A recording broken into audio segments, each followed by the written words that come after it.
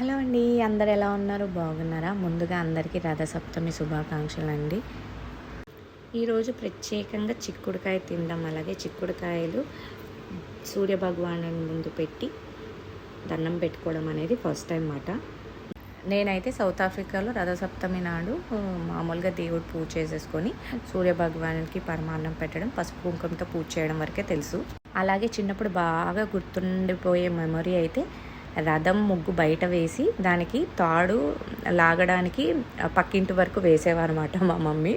So రథం ముగ్గు బాగా వేసేవారు, పెద్దగా వేసుకునేవారు అన్నమాట. అంతవరకు గుర్తుంది.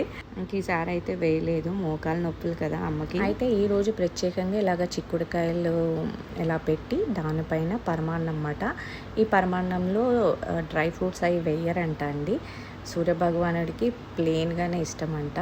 సో ఇలా సూర్యుడు దగ్గర ఇలా పెట్టి కొబ్బరికాయ కొట్టి పూజ చేసుకోవాలి, దీపం అది పెట్టుకున్నమాట.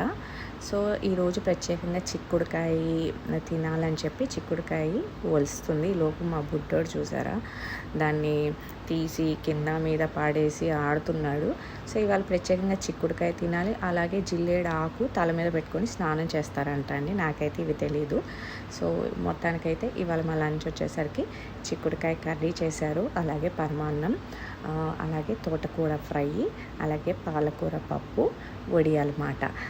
ప్రత్యేకంగా ఈరోజు సూర్య భగవానుడు పుట్టినరోజు అని కొంతమంది ఏమో సూర్యుడు ఈరోజు ప్రత్యేకంగా రథం మీద తన ప్రయాణం మొదలుపెట్టారని, ఆయన ద్వారా మనకి అందించే సూర్యకిరణాల వల్ల ఎన్నో ప్రయోజనాలు మనకు అందివ్వాలని ఈరోజు ప్రత్యేకంగా ఈ పూజ అనేది చేస్తారంట.